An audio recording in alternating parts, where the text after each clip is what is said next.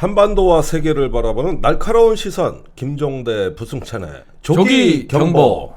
여러분 안녕하십니까? 안녕하십니까? 일주일 만에 다시 뵙습니다. 한 주간 잘 계셨죠? 네.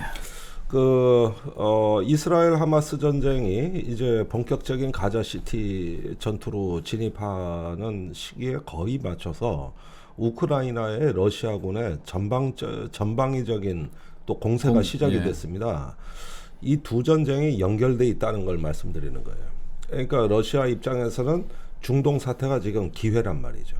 이럴 때 전방위적인 공격을 하면서 우크라이나의 이 겨울 전쟁에 대한 비관론이 확산되고 있다.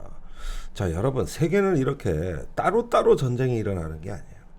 연결돼서 서로 영향을 주고받는다는 거예요. 이런 걸 통합적으로 우리가 바라보는 건데, 이런 고퀄리티 이 품격 높은 얘기를 하는 언론이 없어. 문제는 없어. 우리 같은 이 통찰력을 가지고 이걸 덤비는 사람이 없고, 더 놀라운 거는 군대 안 간 대통령과 안보실 김태호 1차장은 이게 무슨 얘기인지 몰라. 우리가 뭔 얘기를 해도. 맞습니다. 전혀 몰라요. 내가 지금 제일 답답한 게 내 얘기를 못 알아먹는다는 데 문제가 있는 거예요. 이게 지금. 그래서 하여간 우리가 그 고퀄리티 이 국방 안보에 대해서는 국내 유일의 전문 채널, 이걸 또 쉽게 털어드리는 오늘 이 방송이라는 거 다시 한번 강조해 드립니다. 숫자가 계속 동접자 늘어나고 있어요. 현재 126명인데 좀 빨리 좀 들어와. 매불쇼 그런 거 보지 말라고. 그건 나중에 죄도 내고 실검은 우리 걸 보고 금요일 날 내가 나갈 때만 보시라 이거. 내 얘기는. 매불쇼 동접이 중요한 게 아니야. 이게 지금 한반도 운명이 걸린 오늘 얘기를 좀 그렇죠. 해보려고 오늘은 해요. 상당히 중요하죠. 이게 어찌 보면 호구가 될 수 있는 그런 상황이라 이거를 해석해주고 설명해주고 이렇게 중요한 거를 오늘은 얘기하는 거예요. 특히나 중요합니다. 내용이 쉽진 않아요. 그러나 알고 보면은 자세하게 우리 방송이 이해가 가면은 세상을 보는 시야가 넓어집니다. 잘 따라와 보십시오. 우리가 안내 가이드 역할을 잘 하게 할 테니까 한번 보시죠. 자, 첫 번째 한미 국방장관 한미 연례안보협의회 SCM이라고 하는데 요게 올해 좀 분위기가 이상해. 공동성명이 나왔는데 이게 지난 월요일 날 나왔단 말이에요. 자, 주요 내용 한번 살펴보겠습니다. 첫 번째 이런 대목이 눈에 띄네요. 맞춤형 억제 전략. 이걸 TDS, 테일러드 디터런스 스트래티지. 맞습니다. 맞춤형 억제 전략이라는 게 있어. 이게 뭔지 좀 한번. 이게 맞춤형 그냥 한글 그대로예요. 상황에 따라서 맞춰서 북한의 도발이나 공격을 억제하는 전략이 되겠습니다. 그래서 이제 조금 들어가면 평시에 그 맞춤형 전략이 있을 거고요. 뭐 전략자산 전개라든지 뭐 이런 게 이루어지고 있잖아요. 이건 지금 평시 상황이잖아요. 그 다음에 이제 위기 상황에서의 또 한 단계 높은 그거에 맞춰서 상황에 맞춰서 전략이 있을 거고. 그 다음에 이제 마지막 단계에는 이제 전시가 되겠죠. 전쟁 상황에서 이제 전략을 이런 것들을 이제 한국이 아무래도 그 무기의 대다수는 미국 거기 때문에 그동안 맞춤형 억제 전략이라는 이 전략서 자체가 추상적이고 포괄적이었어요. 근데 이번에 아주 홍보를 대대적으로 했죠. 우리 이제 핵을 넣고 북한의 핵 공격을 넣고 단계를 구체화하겠다. 그래서 지금 화면에 지금 비춰지고 있지 않습니까? 비춰지는 거와 같이 북한이 나 핵을 쏠 거야, 사용할 거야, 위협할 때는 어떻게 하느냐, 뭐 전략자산, 재래식이 신속히 한반도에 전개시키겠다. 이런 걸 또 구체화시켜서 계획을 수립하겠다는 거고요. 그 다음에 지금 우리가 사드가 와 있잖아요. 사드가 와 있는데 이런 미사일 요격 체계를 추가로 더 갖고 오겠다. 이 명분 때문에 이제 중국하고 관계가 안 좋아질 수 있어요. 북한 같은 경우 매일 블러핑을 하잖아요. 뻥카를 친단 말이에요. 속된 말로. 그러다 보니까 핵 사용할 것이다. 이러면 그 명분으로 미국의 전략 자산이 북한을 억제하기 위해서가 아니라 중국을 견제하기 위해서 혹은 러시아를 견제하기 위해서 수시로 이 전략 자산들이 들어올 수 있는 그런 명분이 생기는 거죠. 그러니까 세부 계획으로 구체화됐다 이거죠. 네, 그렇죠. 근데 여기 내용을 보니까 예. 핵 사용 위협 시, 예. 핵 사용 임박 시, 예. 또 핵 사용을 했을 경우 이렇게 3단계로 나오는데 내용이 무시무시해요. 예. 저기 두 번째 핵 사용 임박 단계에서는 대북 선제 타격을 하는 걸로 돼요. 예, 선제 타격을 하는 걸로 되는데 이것도 전쟁법을 좀 잘 봐야 되거든요. 과연 임박했다라는 징후를 우리가 어떻게 판단하느냐. 선제 타격이 가장 문제가 되는 게 야, 우리 훈련하려고 그랬던 거야. 근데 우리가 공격을 해버리잖아요. 네. 그렇게 오판에서 공격을 했을 때 우리가 공격국이 전쟁 유발국이 돼버리는 거죠. 그런 문제점들이 있다라는 말씀을 드리고 그 다음에 미국의 또 핵무기를 가지고 북한 핵전력을 타격을 이제 핵으로 얻어맞으면 핵을 사용해서 응징하겠다. 예, 이런 얘기죠. 예. 그러니까 선제 타격은 재래식 무기로 하는 거고 예. 핵무기로 북한을 때리는 거는 이제 우리가 핵으로 얻어맞았을 때. 아니요. 지금 그 임박했을 때도 그래요? 미국 저기 나와 있습니다만은 임박했을 때도 미국 그 핵무기로 북한 핵전력을 타격하겠다고 두 번째 줄에 나오잖아요. 핵사용 임박. 아니 이게 미 핵무기로 북한 핵전력 타격 준비예요. 예, 타격 준비. 예. 그러니까 핵에는 핵으로 핵거린다는 얘기예요. 이게 일종의 어떤 종말의 시계, 아마겟돈을 이걸 구체화하는 건데 이 전반적으로 너무 초강경 아닙니까? 이게 지금 나 죽고 너 죽자. 일종의 어떤 공멸의 시나리오를 이게 안보의 어떤 핵심으로 근간으로 삼는다는 거 아니에요? 이걸 또 그 공멸의 계획을 국민들한테 발표하는 거. 이제 보수를 결집하겠다라는 약간 포퓰리즘 성향의 이제 그 전략이라고 볼 수 있을 것 같아요. 자, 여러분 이 맞춤형 억제 전략은 우리의 어떤 억제력을 유지한다는 데 대해서는 비핵 국가로서 전 이해 못할 바는 아니에요. 근데 지금 이렇게 단계별로 세부화하고 구체화한다는 건 뭐냐면은 실행 가능성이 높아진다는 뜻입니다. 이게 지금 우리한테는 있어서는 이런 전쟁이 일어난다 그러면 이기고 지는 게 의미가 없겠죠. 아마도 그렇죠. 이겨도 지는 전쟁이다. 이거 심각한 문제입니다. 자, 요 정도라고. 슈퍼챗 들어왔어요. 김마리님 15,000원 보내주셨습니다. 감사합니다.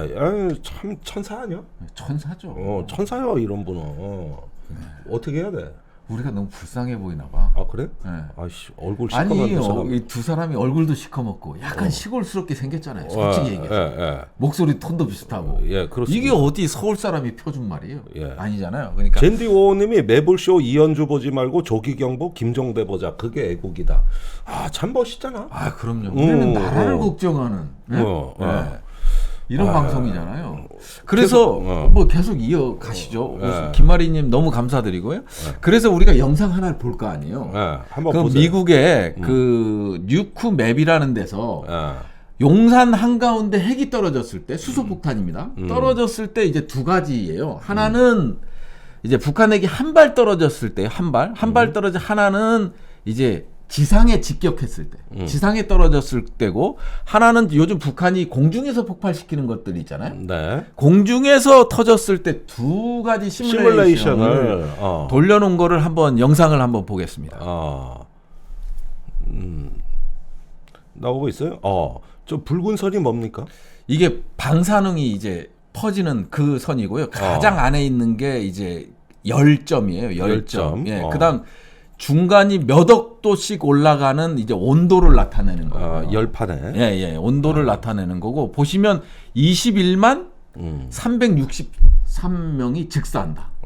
즉사한다. 이게 직격. 그러니까 용산에 그냥 대통령실에 딱 떨어졌을 때 213명. 그다음에 이제 그 사상자는 뭐 90만 명 이 정도 나온다는 거죠. 그게 어마어마한 거예요. 그리고 우리가 완전히 도시화되고 밀집화됐잖아요. 피해가 크겠죠. 그 가스 폭발이라든지 유리창 파편이라든지 지하철 붕괴라든지 이런 걸 계산하지 않은 순수하게 사망하는 게 이제 21만 정도 사망하는 그렇게 나오는 거고 이제 공중 한 800m 정도일 겁니다. 가장 효과가 있는데 800m에서 폭발했을 때 우리 이 사망자를 한번 보겠습니다.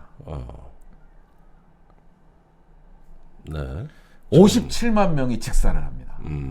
이게 어마어마한 거거든요. 그리고 뭐 보시는 바와 같이 저 시력이 안 좋아서 잘 안 보이는데 화면으로 나오고 있어요.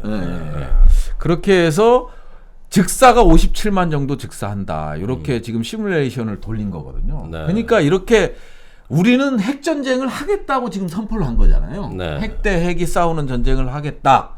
이렇게 했는데 또 이어지는 대목이 9.19 군사합의에 대한, 물론 공동성명에 안 그렇습니다. 들어갔는데 이렇게 이제 강대강으로 그 얘기를 한번 해보겠는데 지금 이 이야기는 이런 핵의 아마겟돈 이미지를 이제 북한이 현실화한다고 우리 대통령은 믿어요. 네.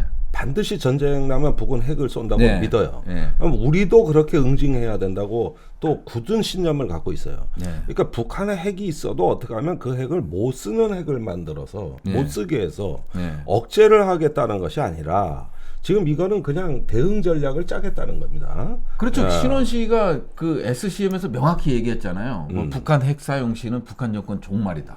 그럼 우리도 종말 아니에요? 이거 뭐 하자는 얘기예요? 공멸이죠, 공멸. 상호 공멸.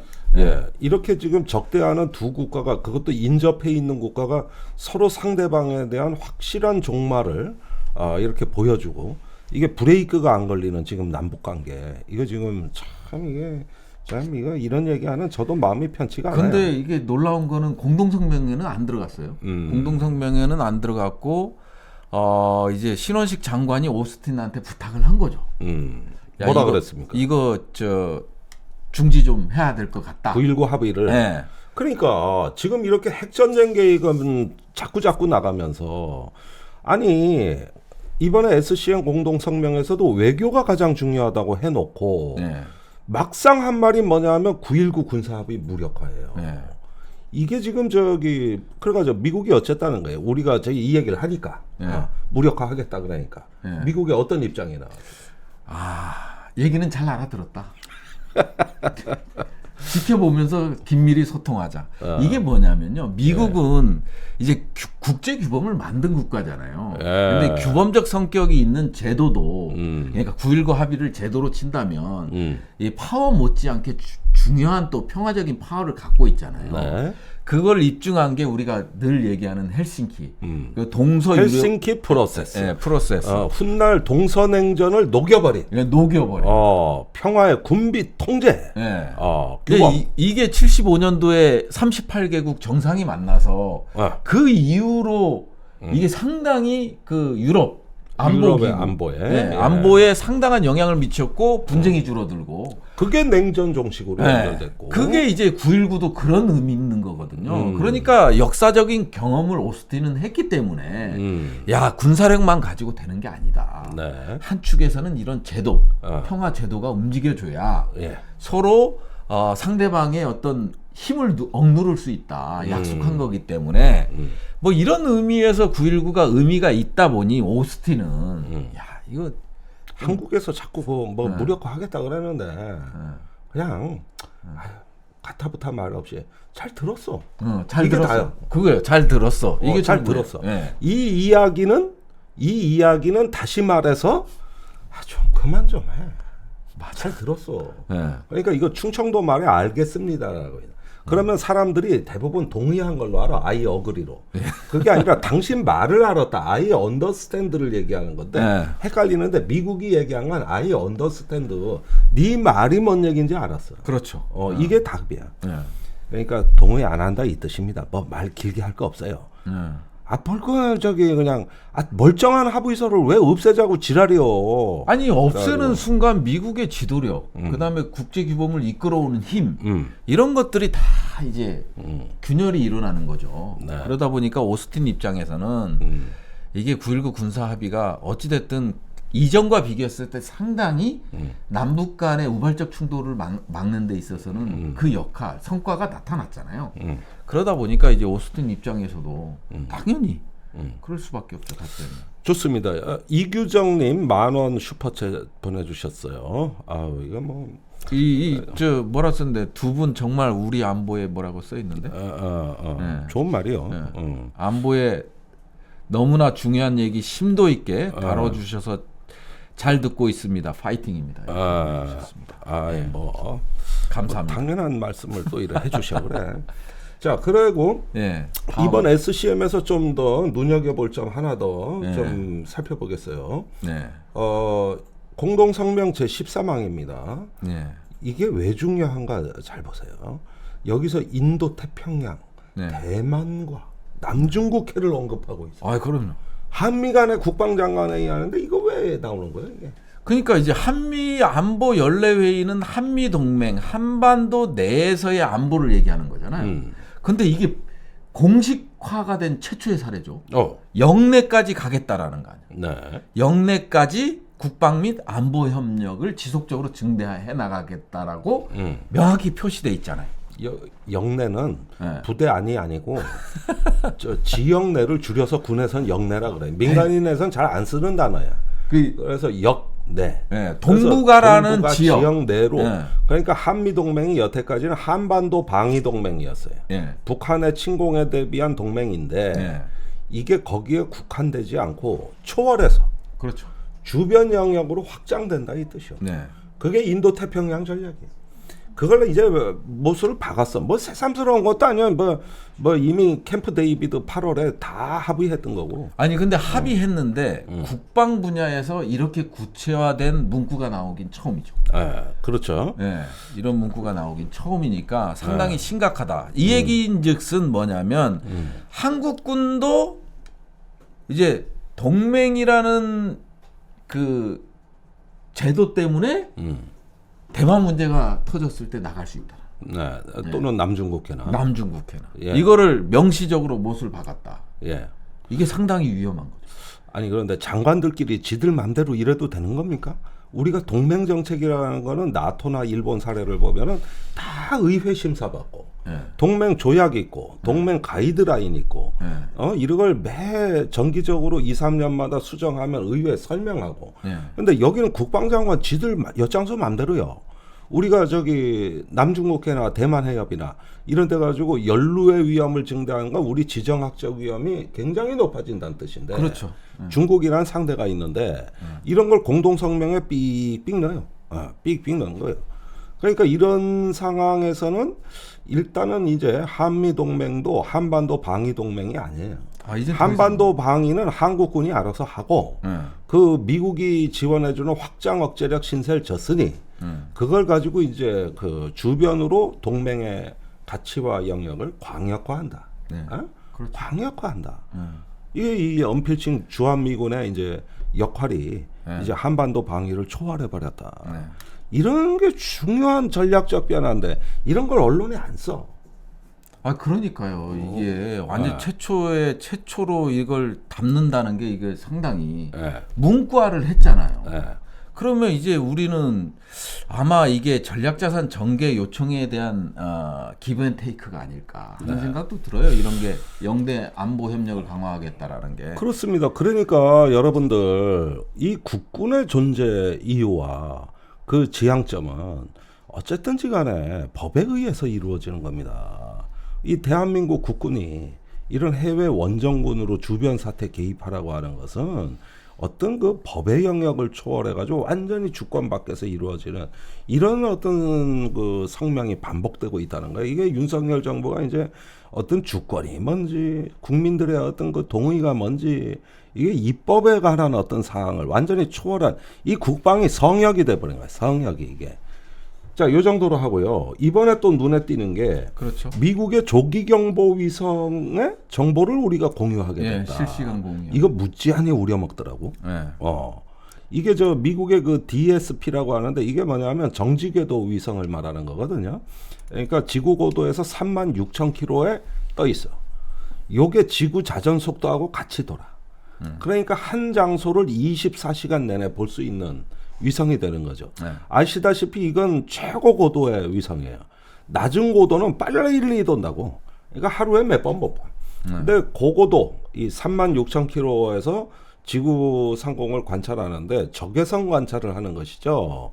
적외선 관찰을 하게 되면 어떤 일이 있냐면은 대륙간 탄도미사일 ICBM이 발사가 됐는데 이게 2, 3분 동안 이렇게 화염을 통해서 치솟아 올라요. 그 다음에 이제 엔진이 꺼지고 자유낙하가 시작된다고. 자유궤도. 이때는 적외선 탐지가 안 돼. 그러나 이렇게 상승하고 중간궤도 올라올 때까지 엔진에서 나오는 화염의 적외선을 보고 경보를 해준다. 이 정보를 우리가 받는다. 그것도 보면은 상당한 진전이에요. 아니 미국이 10개 정도의 이제 군사 조기 경보 위성을 네. 운용하고 있어요. 예. 세계적으로 지구상에 이제 지구상에 한 10개 정도를 조기 경보 위성을 운영하고 있는데 실질적으로 우리는 제한적으로 이거를 실시간으로 받긴 하고 있어요. 지금 센터가 있어서 네. 수신 센터가 있어서 받곤 있긴 한데 10개의 위성 시스템을 에 대한 정보 공유 체계를 만들어서 우리도 이제 아예 거기에 이제 수신국으로 넣겠다라는 의미에서는 상당히 발전된 거죠. 하지만 이 위성이 갖고 있는 게 우리가 이제 아까도 얘기했지만 저고도로 가는 거라든지 이런 것들에 대해서 한국의 짧은 것들, 거리가 짧은 거, 낮고 고도가 낮고 이런 것들에 대해서는 한계를 갖고 있죠. 결국은 이게 아까 얘기한 남중국해, 대만 해협 문제 이런 데 있어서 우리가 이런 정보들도 이제 공유하게 되고 그러다 보면 이제 점차적으로 한미 동맹, 방위 동맹, 북한을 적으로 하는 동맹 관계에서 이제 전차적으로 중국, 러시아를 적으로 하는 이제 좀 영역이 넓어지는구나. 광역화된 그 동맹으로 이제 빠져들게 되는 거죠. 자, 라승민님, 슈퍼챗 10,000원 보내주셨어요. 감사드리고요. 신토박님, 군사동맹 성격을 변경시키는 것을 국회 승인도 없이 마음대로 해도 되나? 헌법에 위배되는 것 아님? 나 변호사들이 이것 좀 연구해 줬으면 좋겠어. 동맹 성격 변환이 국회 통지 없이 가능하냐? 이거 한번 좀 제가 언제 법률과 자문 좀 받아보겠습니다. 그 DSP 조기경보 위성은요. 36,000km 고도다 보니까 화염을 포착해도 이걸 다시 지상으로 전송하는데 시간 지체가 발생합니다. 근데 이게 그렇게 발견하게 되면 북한의 전술 미사일 방어에는 큰 도움이 안 돼요. 이건 ICBM을 잡는 데 유리하단 말이에요. 그러는데 이걸 잡으려면 진짜 조기 경보 체계를 잡으려면은 여러분 우리가 저고도 군집 위성이 있어야 돼. 이거 이제 조금 어려워지는데 흔히 군집 위성 낮은 고도의 스타링크 위성 알죠? 일론 머스크 통신 와이파이 위성에서 하는 거 그런 위성이 수십 개를 돌려야 돼. 그래가지고 고고도 위성하고 낮은 궤도 위성을 이 정보를 섞어야 된다고. 그럼 융합해야 되는 거예요. 그래가지고 전방위적인 정보가 나와줘야 우리한테는 북한의 전술 미사일 이런데 효과가 있다. 이것만 있어서는 문제 해결되는 거 아니다. 이걸 말씀드리는 거예요. 근데 이거 하나 갖고 너무 생색내지 말라 이거야. 너무 생색내지 마라. 자, 여기서 1부 마치고 광고 듣고 오겠습니다. 2부에서 한반도를 둘러싼 진짜 위험이 온다. 중요한 내용 나갑니다. 잠시 후 뵙겠습니다. 나의 보험가입 상태를 체크해보지 않으시겠습니까? 믿을 수 있는 정직한 보험 전문가가 객관적으로 체크해서 공정한 평가와 합리적 대안을 제시하는 마이보험 체크를 소개합니다. 마이보험 체크는 보험 가입자의 이익을 가장 중요하게 생각합니다. 이미 가입한 보험이 적합한지 체크해서 꼭 필요한 보험 계약을 잘 유지하시라고 조언을 드리고요. 불필요한 보험이나 부족한 부분은 고객의 현재 상황에 맞게 보장을 분석해 드립니다. 자, 마이보험 체크는 35개의 손해보험 그리고 생명보험 회사를 취급하고 판매하고 있기 때문에 어떤 한 특정 회사의 이익을 대변하진 않습니다. 고객에게 정말 필요한 합리적인 상품들을 제안하고 있습니다. 마이보험 체크에 연락하셔서 상담은 무료이기 때문에 합리적인 보험 설계 받아보시길 바라겠습니다. 연락처는 홈페이지 한글로 마이보험체크.com, 카카오톡에서는 마이보험 체크로 채널 추가하시거나 대표번호는 1800-7917로 전화해보시면 되겠습니다. 여러분들의 보험 설계는 마이보험 체크! 하루에 10만 번씩 움직이는 관절 건강을 위해 프리미엄 관절 건강 기능식품을 소개해드릴게요. 네, 평간보는 79년 전통입니다. 믿을 수 있는 JW 중일제약에서 품질을 보증했고 식약처 6중 기능성 인정했습니다. 관절, 연골, 뼈 건강까지 고려한 흡수가 좋은 액상형 레시피고 보스웰리아 녹용, 글루코사민 등 프리미엄 부원료 30가지로 함께 되어 있습니다. 기능성 원료 MSM과 NAG 식약처 권장 1일 섭취량 100%를 충족시키는 꼼꼼히 만들었습니다. 예, 100세 시대니까요. 관절 건강만큼 중요한 거 없습니다. 미리미리 챙겨야 됩니다. 부드럽고 편안한 관절 움직임. 네. 얼마나 생기가 넘치고. 평관부에서 특별 이벤트 준비했습니다. 2+2 이벤트 진행하고 있으니까요. 요즘 너무 추워져서 평관부로 함께 부모님께 선물로도 너무 좋을 것 같습니다. 이벤트 참여 방법은 포털에 평관부 이벤트 검색하시거나 1588-3831로 전화 주시면 되겠습니다. 여러분의 관절 건강은 평관보. 2부 계속 갑니다. 선미경 님이 두 분 외모 천재? 천재. 외모 천재. 아, 내가 이 얼굴에 조금 자신감을 잃어버렸는데 내가 이 말씀으로 조금 자존감이 회복됩니다. 감사합니다. 아, 우리 성식님은 항상 채팅을 많이 남겨주셔요. 예. 예. 아, 너무 감사합니다. 예, 거의 예. 우리 지금 게시판을 주도하고 계십니다. 아, 좋습니다. 아, 이거는 제가 읽어드려야 될 것 같아요. 그러시죠. 예. 아승민님, 아. 몇 달 전 김종대 교수님 등촌동에서 길 건너 기다렸다가 서교동까지 모셔드렸던 택시 기사랍니다. 기억나십니까? 아유, 그럼요. 좀 알겠어요. 너무 행복했던 하루였습니다. 꼭 다시금 모셨으면 바람입니다. 항상 교수님 나오시는 방송 잘 보고 갑니다. 건강하시고 좋은 말씀 많이 듣겠습니다. 야, 참 내가 이럴 때 가슴이 뭉클해 내가. 이게 우리가 누군가에게 기쁨과 희망을 주고 있는 거야. 그러니까요. 이 자부심으로 우리가 버텨야 되는 거예요. 네. 맨날 고발당해서 우리 부박사는 하나 지금 개고생하고 있지만 우리를 버티게 하는 것은 다름 아닌 자부심이다. 그렇죠. 확실히 느끼고 있습니다. 자, 2부에서 듣도 보도 못한 희한한 장면을 한 가지 소개해 드릴게요. 13일 날 한미 연례안보 협의회가 끝나고 그 다음 날 유엔사 회원국 국방장관 회의가 열렸다. 네. 이런 뉴스를 제가 본 적이 없어요. 그렇죠. 예. 그러니까 이게 뭐냐면은 유엔사가 우리나라에 유엔사령부가 있는데 여기 16개 회원국이 있어요. 6.25 때 참전국이죠. 네. 그런데 이 유엔사의 장관들을 초청했다 이거예요. 근데 그 국방장관은 딱 둘이었어요. 신원식하고 오스틴 장관. 그런데 이제 장관 내지 대표라 그랬어요. 네, 대표. 그러니까 네. 장관 뭐 대신 누구 보냈겠지. 네. 이래가지고 이 회의를 개최했다.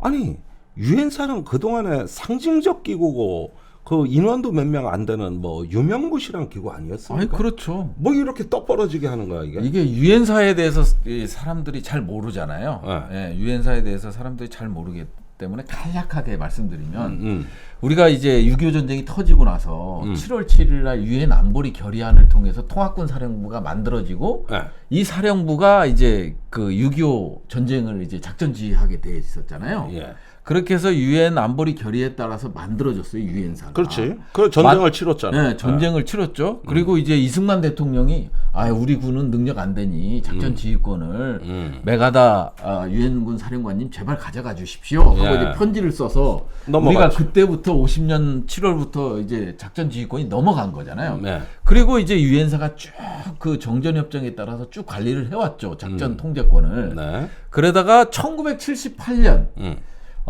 한미 연합사령부가 창설되면서 유엔사가 완전히 축소가 돼요. 그래서 이제 정전 관리하고 그 다음에 이제 유사시에 위기 시에 이제 전력들이 들어오잖아요. 유엔사 회원국들의 전력들 이거를 컨트롤해주는 역할. 요 정도 수준에 머물러 있었는데 뜬금없이 유엔사 장관 대표자 회의를 한 거예요.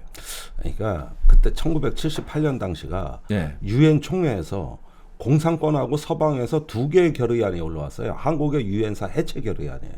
이게 유엔 총회를 통과합니다. 그 유엔사가 없어진다고 본 거예요. 그리고 유엔사는 최근에 유엔은 저 유엔 사령부는 자기네 기구가 아니라 그러고 있어요. 그런 상황에서 유엔사가 없어지면은 이게 저 한반도 방위의 주체가 없어지니 급히 한미연합사를 만든 거예요. 그래서 유엔사가 갖고 있는 작전 지휘권 권한을 한미연합사에 위임을 해주고 자기는 없어질라 그런 건데 예. 가만히 생각해보니 유엔사가 없어지면 정전협정은 누가 관리하냐? 예, 정전협정 서명이 유엔 사령관인데. 예, 클라크 유엔 사령관 그때 당시 53년 7월 27일 날 클라크 유엔 사령관. 그다음에 중공 인민지원군 펑더 화이 사령관. 그다음에 조선인민군 총사령관 김일성. 김일성. 이 세 인물이 이제 정전협정에 사인을 하고 그렇지. 우리 이승만은 못 들어갔죠. 네. 그러니까 우리 의자가 없어요 지금. 네. 우리나라가 유엔사 회원국이 아닙니다 지금. 이래가지고 우리가 앉을 의자가 없는데 네. 그러면은 이 유엔사가 지금 서울에서 뭔가 이 재활성화라는 명분하에서 급속도로 변모하고 있단 말이에요. 네. 이게 우리 주권 밖에서 일어나는 일이라. 아, 그럼요. 네. 그러니까 이번에 지금 유엔사가 이 변화하는 방향이 지금 어디에 조율되고 맞춰져 있습니까? 이게 유엔사를 보시면요, 이게 상당히 미국이 공들이는 거예요. 공을 들인다. 네, 이 유엔사를 활성화하는데 미국이 상당히 공을 들이고 문재인 정부 때도 이제 유엔사 회원국이 아닌 국가에서 장교를 파견한다고 그래갖고 네. 논란되고 문제가 엄청 심각했어요. 엄청 심각했죠. 예, 그런 일도 있었고요. 더군다나 이제 전자권 전환이 이게 결부가 돼 있는 거예요. 전자권 전환. 네. 우리가 이제 전자권을 이제 전환받기 위해서 노력하고 있잖아요. 노무현 대통령 때부터 이제 전자권을 전환하겠다고 해서 2012년 4월 17일에 이제 완전히 한국군이 전자권을 갖고 오겠다. 옛날에 그렇게 한 네, 거예요. 그러다가 이게 그때 당시 전자권은 어떤 방식이냐면 우리가 온전히 모든 걸 다 지휘하는 거예요. 통제하는 거야. 한국이. 그리고 미국은 뭐냐면 지원. 지원을 해주는 거예요. 그래서 중간에서 그 지원 역할을 하는 게 군사협조본부라는 데가 있었어요. 네. 그러니까 미국, 일본 같이 병립형으로 이렇게 서 있었어.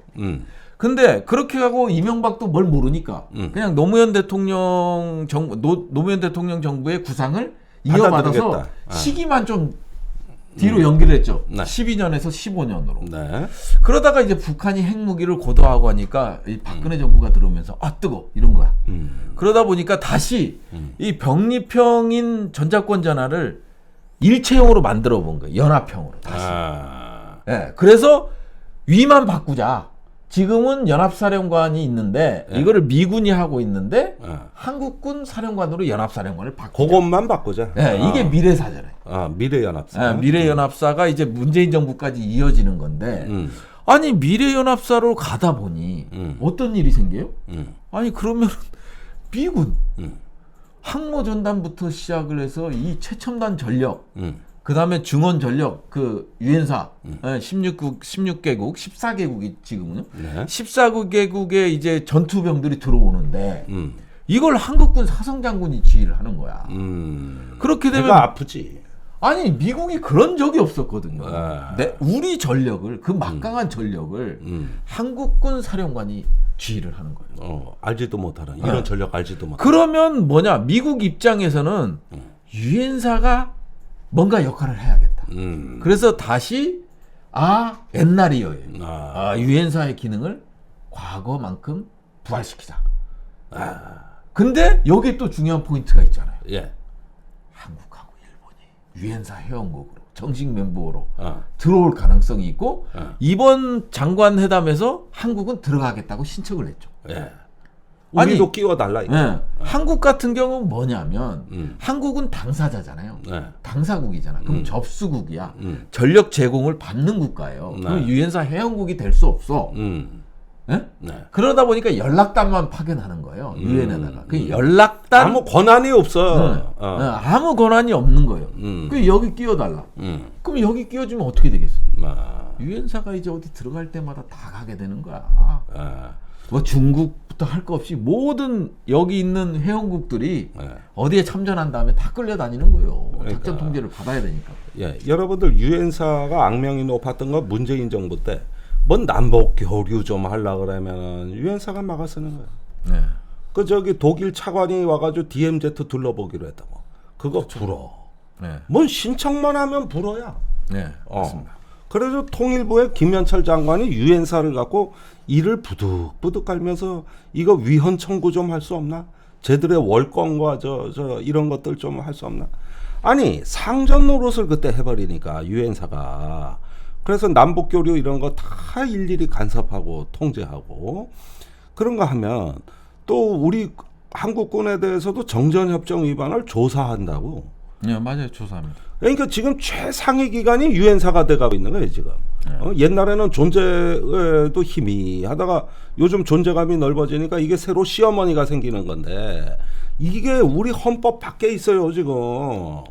우리 정전협정의 서명국도 아니고 작전지휘권도 우리나라에 없고 거기에다가 유엔사 회원국도 아니고 그러면 우리 땅에 들어와서 전쟁을 하는데 평시에도 정전협정을 가지고 우리를 이렇게 감 나와라 배 나와라 그 간섭을 하는데 전시가 돼도 이 유엔사에 우리가 여기서 집단적 의사결정을 하는데 끌려가게 된다 이거요. 이건 이게. 제가 봤을 땐 만일 네. 유엔사 회원국이 되고 미국의 의도대로 이 연합사가 또 유엔사 밑으로 들어갈 가능성도 있는 거 아니에요? 아니, 지금 그렇게 돼가고 있는 거예요. 아니 그렇게 되면 이게 어떻게 되는 거예요? 우리 입장에서 봤을 땐 완전히 그냥 닥쳤던 게 지붕 쳐다보는 꼴이 되는 거 아니에요? 우리가 그러니까 주권을 갖고 있으면서도 유엔 사령관에 휘둘릴 수밖에 없고 전자권 전환해봐도 의미가 없는 거 아니에요? 의미가 없어지는 거예요. 네. 그런데 이 부분에 대해서 이 전략적 의미를 제가 딱 요약을 해드릴게요. 이게 빈센트 브룩스 전 주한미군 사령관이 작년에 한 얘기가 있습니다. 이와 관련해서. 지금 이분이 가장 자문을 많이 하는 양반이거든. 이렇게 이야기를 한다고. 이 지금 지휘체계 개편에 대해서 세 가지를 얘기합니다. 자, 대만 해협 위기가 발생할 수 있다. 이걸 근거로 해서 뭘 해야 되느냐. 첫째, 주한미군과 주일미군의 통합운용 체제가 필요하다. 무슨 얘기요? 주일미군하고 주한미군은 지휘체계가 분리돼 있어. 그런데 하나의 군대처럼 통합적인 지휘체계를 운영해야 된다. 그러니까 두 군대를 합쳐야 된다. 그때 유엔 사령부를 통합지휘체계로 활용할 수 있다. 유엔 사령부가 무슨 얘기야? 일본에 있는 미군과 한국에 있는 미군을 통합 운영하는 하나의 합동사령부로 유엔사를 활용할 수 있다. 그리고 언젠가는 이 유엔사가 극동군사령부가 돼야 한다. 미국의 극동군사령부로 간다. 그 중간에 유엔사령부를 활용할 수 있다. 세 번째가 있어요. 한미연합사령부는 대만 위기 시에 후방 지원사령부로 임무 부여할 수 있다. 그러니까 북한의 위협이 아니라 대만에서 전쟁이 일어났을 때 이 대만을 지원하는 후방사령부로 한미연합사령부를 활용할 수 있다. 이렇게 보면 유엔사 한미연합사 의미가 바뀌는 거죠. 그렇죠. 이거 완전히 바뀌는 거죠. 네. 그 다음에 이걸 하는데 한국에 뭐 동의를 구했다거나 한국 정부하고 상의했다는 얘기가 아니고 자기가 유엔사 16국 회원국을 초청하고 회원국도 아닌 독일 이태리 군대까지 이미 초청을 해가지고 지금 유엔사에 근무를 시키고 있어 벌써. 이거 여권법 위반이요. 문재인 정부 때 그 독일 장교가 주한 독일 대사관에 무관으로 발령이 났는데 대사관에서 근무를 안 하고 지금 유엔사 가서 근무를 하고 있는 거예요. 이게 우리한테 신고한 내용하고 달라요. 이거 여권법 위반이라고. 그러니까 이거 한국 정부하고 상의 없이 해버리는 거야 이걸. 그러면은 이렇게 전 세계 미국하고 친한 나라들 군대를 다 불러들여 가지고 자기네가 다국적 군사령부를 만들겠다. 근데 그게 대만 사태와 관련이 있다. 근데 한국 정부는 회원국이 아니다. 나중에 들어오든지 말든지 참관은 하든지 해라. 이런 뭐야. 전시작전권 우리가 다 가져왔는데 알고 보니까 별도의 듣도 보도 못한 괴물사령부 하나가 떡하니 나가지고 저게 다국적 사령부라 그래버리는 거예요 이게. 네. 아니 그건 미국 입장에서 당연한 거 아니에요? 와. 근데 정말 문재인 정부에서는 그런 미국의 의도를 간파한 거였고 지금은 윤석열이나 김태우 안보실 1차장은 그냥 뭐 미국이 하는 건 뭐 다 오케이니까. 아니 다 오케이인데 그래 이게 대한민국 땅에서 벌어지는 우리 헌법이 있고 우리 국군의 어떤 우리의 자위권이 있는 게 그게 안보인데 헌법 밖에서 이루어진다? 그러면은 이 얘기는 뭐냐? 헌법 위에 정전협정이 있고 대통령 위에 유엔 사령관이 있다. 지금 그렇게 되는 거죠. 우리 주권의 토대가 견고하지 못해요. 이게 모래에다가 집 지은 것 같다고 흔들흔들 한다고 이게. 그러면은 저기 우리 어떤 자체 계획보다는 국제사회, 유엔이 주도하는 이거 유엔이 주도하는 것도 아니야. 유엔은 자기는 이런 사령부가 없다는겨. 그냥 미국이 만든 임의기구에서 외국 군대가 16개가 모여 집단적 의사결정한다. 왜 그럽니까? 왜 그럽니까? 아니 아까 다 말씀드렸잖아요. 네. 뭐 뻔한 거 아니에요. 그러니까. 아니, 전자권 전환을 하더라도 네. 우리는 한국군 사성장군의 통제를 못 받겠다라는 거죠. 받을 수가 없다라는 거죠. 아니 이게 전자권 전환도 있지만 네. 그거와 관계없이 미국이 네. 이 유엔사를 대만 사태의 최전방의 하나의 집단 안보 체제, 네. 어떤 그 집단 방위 체제로 이미 의미 부여를 해놨기 때문에 네. 이것은 대만 해협의 위기가 고조됨에 따라서 더 빨리 한국의 유엔사가 재활성화되고 있다는 겁니다. 이게. 근데 이제 유엔에서도 아직 찾아보기 없는 유엔 사령부가 존재하는 거잖아요. 예. 예, 명확히 얘기해서 이제 지금 대한민국에 존재하는 거고 설령 유엔 안보리 결의에 의해서 50년도에 유엔사가 만들어졌지만 그때 당시에는 뭐 유엔 사령부가 아니었고요. 통합군 사령부 설치와 관련된 안보리 결의안에 따라서 유엔사가 만들어진 거잖아요. 그러면 여기는 적이 없어요. 그러니까 공동의 적이 존재하지 않는단 말이에요. 네. 유엔이라는 거는 그냥 그렇죠. 다 회원국이에요. 다 하나야. 우리는 다 친구야. 주적 개념이 없어요. 없어요. 유엔은 주적 개념이 없어요. 근데 뭐 예를 들어서 러시아 같이 우리 회원국인 또 다른 회원국인 우크라이나를 공격했어. 그러면 유엔 회원국이 다 같이 러시아를 응징하는 그런 체제로 이루어졌죠. 이거를 전문 용어로 집단 안보 체제라고 그러죠. 네. 예? 집단 안보 체제인데 한미 동맹은 동맹이라는 거는 공동의 적이 있는 거예요. 그렇죠. 예, 그래서 북한이라는 공동의 적이 있고 이거에 따라서 지휘 체계가 구성이 돼 있잖아요. 그렇습니다. 예, 군 대통령부터 시작해서 장관, 그 장관 밑에 합참, 양국이 이런 절차 속에서 연합사가 존재하는 거거든요. 네. 연합사가 존재하는 거기 때문에 여기는 공동의 적이 있는 거고 그냥 완전히 다른 체제예요. 다른 체제인데 이거를 썩는 거거든요. 상당히 위험하고 아니, 우리 굉장히 주권적으로 위험한 발상이에요, 이게. 우리 주권적으로도 이거는 치욕 중에 치욕이 될 수 있다. 그리고 중국이 가만히 있겠습니까? 중국은 이미 발표했잖아요. 예, 뭐라 그랬어요? 중국, 북한 같은 경우는 제2의 조선전쟁이라고 했고 중국도 아주 비판적으로 그렇죠. 유엔사의 역할이 우리를 견제하는 거냐 뭐 이런 식으로 이제 성명이 나왔죠. 그러니까 이 정체불명의 이게 중국을 주된 위협으로 설정하고 그 가정 위에서 지금 유엔사가 강화되고 있는 거기 때문에 이건 중요한 현상 변경입니다. 무슨 얘기냐? 지금 전 세계 전쟁이 왜 일어납니까? 우크라이나 전쟁이 왜 일어났어요? 그거는 나토가 20년간 러시아 문화까지 동진을 해온 거야. 이런 현상 변경에서 쌓인 분노가 폭발한 거란 말이야. 이런 현상 변경이 전쟁으로 이어졌어요. 이스라엘 하마스 전쟁은 왜 일어났습니까? 그건 팔레스타인을 완전히 잊혀진 존재로 주변부로 밀어내고 미국이 중재해서 이스라엘 사우디, 이스라엘 UAE 관계 정상화를 추진한 거예요. 그러니까 더 이상 팔레스타인은 내 존재가 잊혀진 아랍의 현상 변경을 용납하지 못하겠다. 이래서 하마스가 쳐들어간 거예요. 그러면은 하나의 그 안정된 국제 질서에서 현상이 변경되는 건 주로 이런 사건이에요. 지정학적인.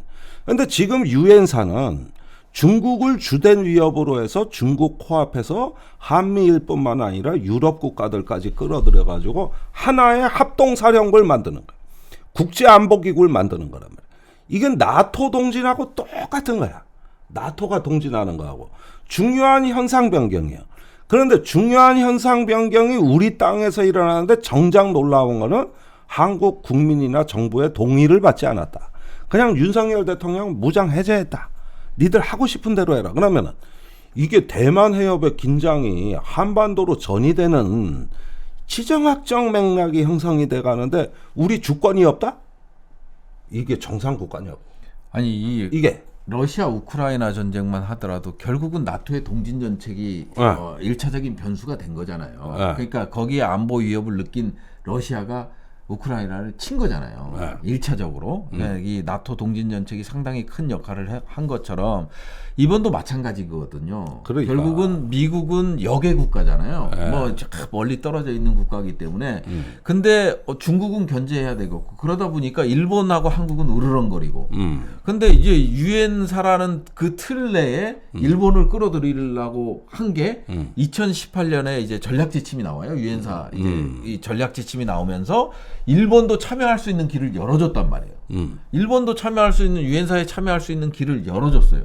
즉 말하자면 결국은 유엔사를 통해서 아까 그 브룩스 전 주한미군 사령관이 얘기한 거랑 똑같은 건데 이 유엔 사령부를 중심으로 해서 주한미군과 주일미군을 통합시키고 그 속에서 한미일 군사동맹으로 가겠다라는 이런 보관이 있는 건데 한국 입장에서 받아들일 중국은 그렇다 치더라도 한국 입장에서 받아들일 수 없는 게 일본이 한국 영토로의 군사력의 진입이잖아요. 그러면 자연스럽게 유엔사 회원국이 되면 야 일본 너는 오지 마 할 수가 없잖아요. 그러니까. 예, 그렇게 되면 자연스럽게 유엔사 회원국이 되고 유엔사 역할이 강화되면 일본은 자연스럽게 한반도에 다시 개입하는. 이게 바로 일본이 오래전부터 노림수였어요. 예. 지금 이건 미국의 아이디어라기보다는 일본이 계속 이 아이디어를 내왔고 미국이 그걸 지금 크게 받아서 동아시아 갈라치기를 하는 거예요. 우리 지금 아니 이제 윤석열이 지금 그런데 지금은 윤석열이 더해. 아니 지금은 때를 만난 거예요. 미국이나 일본. 그러니까. 이게 윤석열 정부에서 이거 못 이뤄내면 우리 주권도 없어, 영혼도 없어. 지금 뭐 미국의 말 한마디면 예스 하면서 달려가잖아요. 그런 대통령이 이 대한민국사에 나올 일이 없잖아요. 그럼 이번 기회를 놓치면 미국도 그렇고 미국이 이제 중국이라는 목적이 있을 거고 견제라는 목적이 있을 거고 일본도 마찬가지잖아요. 그런 입장에서 윤석열 같은 카드 이제 뭐 탄핵이 될 수도 있고 이상 좋을 수가 없지. 그러니까 그냥 마구 달려드는 아니 거고. 그러니까 이거 지금 대통령 윤석열 대통령을 빨리 탄핵시켜야 되는 이유가 바로 이거예요. 지금 이거 한번 변화가 이루어지면 불가역적이라고 되돌리기가 어려워요. 지금 한반도에 엄연히 대통령이 있고 헌법이 있는데 이런 거 개무시하고 그러면은 일본 들어오고 독일 들어오고 해가지고 동아시아를 중국하고 대치전선을 만들어서 갈라치기 하겠다? 그러면은 여태까지 우리 주변국하고 다 같이 공정공영하고 다 잘 살아왔는데 어느 날 한미일 대 북중러 여기에다가 더 가세해가지고 이제는 캐나다, 호주, 뭐 독일, 이태리 싹 들어와가지고 한국 편. 그러면 중국은 저쪽에서 또 와서 지들끼리 또 그 반대편. 이렇게 해가지고 갈라치기, 국민을 갈라치기 하더니 이제는 동아시아 지역도 갈라치기를 해. 이런 것들은 이 분열을 무기로 삼아서 정치를 하겠다. 사회적 분열, 국제적 분열, 갈라치기 전략. 이게 우리 시민들의 악소리도 못하고 우리 시민의 그 문민 통제에 벗어나 있다는 게 이게 어떻게 국가가 정상입니까? 이게 나라냐 이게. 아니 근데 이렇게 모를 수도 있는 건가요? 아니 이게 뭐 정부가 바뀐 지 얼마나 됐다고. 유엔사의 역할이라든지 유엔사의 기능이라든지 이거를 모를 리가 없을 텐데 와 우리도 가입시켜 주세요. 이렇게 찾아가서 부탁을 하는 게 말이 돼요? 아니 그러니까 후쿠시마 오염수 못 보셨습니까? 또 독도 문제, 뭐 위안부 문제, 강제징용 문제 다 일관성은 있잖아요. 그 연장선에서 해석하면 이 문제까지 가는 이제 저기 역사만 말아먹은 게 아니라 국가의 안보가 이렇게 되는 거예요. 지금 이 대한민국 주권을 우습게 보지 마라. 이런 부분은 엄연히 대만 문제건 남중국해건 유엔사 문제건 대한민국 주권의 범위 안에서 우리의 자주적 결정, 우리의 견고한 주권의 토대 위에서 열리는 그 대안이어야지. 이걸 무시하고 현상 변경이 된다는 거는 이스라엘 하마스를 봐라. 우크라이나를 봐라. 너무 위험하다. 윤 대통령 이거 더 이상 못하게 하기 위해서라도 탄핵해야 되는 이런 사태가 올 수 있습니다. 이거 헌법 60조 동맹과 국군 파병 이거에 대해서는 국회 동의를 해야 된다고 분명히 돼 있어요. 그런데 외국 군대가 다 들어오는데 우리가 동의를 할 수 없다 그러면 기본적인 헌법 부정으로 심판받습니다. 그렇죠. 심각하고 준엄한 역사의 심판이 기다리고 있다 이거예요. 그래서 이거 유엔사는 함부로 이걸 가지고 성격을 변환시키는 이런 현상 변경은 중국보다도 국민이 용납하기 어렵다. 이 점입니다. 그래서 잘 볼 필요가 있다. 지금 완전히 다각도로 유엔사의 어떤 재활성화가 이루어지고 있고 그러다 보면 진짜 헌법 위에 군림하는 우리 군 위에 군림하는 새로운 안보기구가 생기고 그 다음에 이게 또 일본의 통제를 받을 수도 있는 거고 이런 상당히 앞으로의 시나리오 자체가 부정적일 수밖에 암울할 수밖에 없는 거거든요. 네. 그래서 우리의 유엔사라는 이런 기구에 대해서 명확히 이해를 하고 그러고 나서 좀 윤석열 정부 지금 폭주하고 있는 윤석열 정부를 좀 견제할 필요가 있다. 예, 하여간 나라를 통째로 갖다 바치려는가 봅니다. 그런 발상이 아니라면은 이거 뭐 제2의 을사늑약이 될지 아니면은 뭐 한일 병탄이 될지 저게 아주 역사는 반복되고 있습니다. 이 순간에도 우리 깨어 있어야 되고 정신 차리셔야 됩니다. 우리 방송은 항상 그런 시민들과 함께 갑니다. 여러분 우리 절대로 물러서서는 안 되겠습니다. 댓글 뭐 잠깐 읽어줘도 예. 괜찮지 않을까요? 예. 예. 참참님, 김앤부. 김앤부 많이 응원합니다. 재판 관련 건도 슬기롭게 잘 대처하시기 바랍니다. 네. 성식님, 유엔사 잘 모릅니다. 뭐 JSA 공동경비구역 유엔사에서 관리하는 거 아닌가요? 맞습니다. JSA도 유엔사에서 관리를 합니다. 돌격민주님, 개뿔도 모르는 유튜브들 보시지 말고 김종대 의원 같은 방송 보십시오. 네, 이런 댓글이 있었고요. 신토박님, 너무 심각한 주권 침해 상황이고 국가 안위가 너무 불안정하고 위험해지고 있어요. 이런 걱정, 우려가 담긴 댓글을 남겨주셨습니다. 네, 좋습니다. 여러분들의 마음 잘 전달이 됩니다. 자, 오늘 방송은 여기서 마치겠고요. 이후 이어질 광고까지 보시고 다음 방송 안내도 저희가 다음 주 수요일 날 같은 시간에 방송이 되니까요. 기대해 주시기 바랍니다. 오늘 수고 많으셨어요. 수고하셨습니다. 예, 한반도와 세계를 바라보는 날카로운 시선 김종대 부승찬의 조기 경보. 여러분들 한두 번쯤은 경험해 보셨을 겁니다. 의자에 앉아서 일할 때도 바른 자세를 하고 싶기도 하고 다리 붓기 같은 거 해소시켜 줄 수 있는 제품 없을까 그런 고민해 보셨던 분들이 계시다면 요 발 받침대가 정말 큰 도움이 될 것 같습니다. 이 2단 받침대가 특별한 이유가 있어요. 올렸다 내렸다 해서 우선 자유자재로 높이를 조절할 수 있어요. 내가 아까 여러 가지 실험해 보니까 네. 높이에 따라 느낌이 그렇게 달라. 다를 것 어떨 같아요. 때는 사무실 안에서 안방에 앉아 있는 느낌도 줍니다. 공간 활용을 극대화했습니다. 청소도 용이하고 단순하고 편리합니다. 특히 국내 특허 등록뿐만 아니라 미국, 유럽, 중국, 일본까지 특허 충원된 제품이라고 합니다. 저 같은 경우에는 식탁에 앉았을 때 보통 의자들이 모니터나 책상 높이를 기준으로 나오다 보니까 우리 다리 길이는 전혀 고려하지 않았잖아요. 이 의자의 높이가. 그래서 식탁에 앉을 때 옆에 의자를 가지고 와가지고 이렇게 다리를 피거나 그런 적이 거기에 많죠. 걸쳐가지고 다리를 올려놨었는데 요게 있으면은 여러분들 너무너무 편하게 공간도 덜 차지하면서 네. 식탁 의자 하나만 있어도 되고 그리고 청소도 용이하고 다리 붓기에도 아주 좋습니다. 회사 다니는 분들 하루 종일 앉아서 일하실 때 잠깐 쉬는 시간, 점심시간 때 이럴 때도 다리에 올려놓고 한번 편안하게 자세를 취해 보시면은 마치 안방에 와 있는 느낌입니다. 네. 자, 펴고 발 받침대 요거 5년 품질 보증도 보장하신다고 하니까 한번 믿고 구매해 보시길 바라겠습니다. 구매를 원하시는 분은 네이버에서 펴고 발 받침대를 검색하시면 되고 저희가 댓글창에 링크 올려드리니까 여기 가셔가지고 구매하시면 되겠습니다. 여러분들의 편안한 직장생활과 쉼을 위해서 펴고 2단 발 받침대.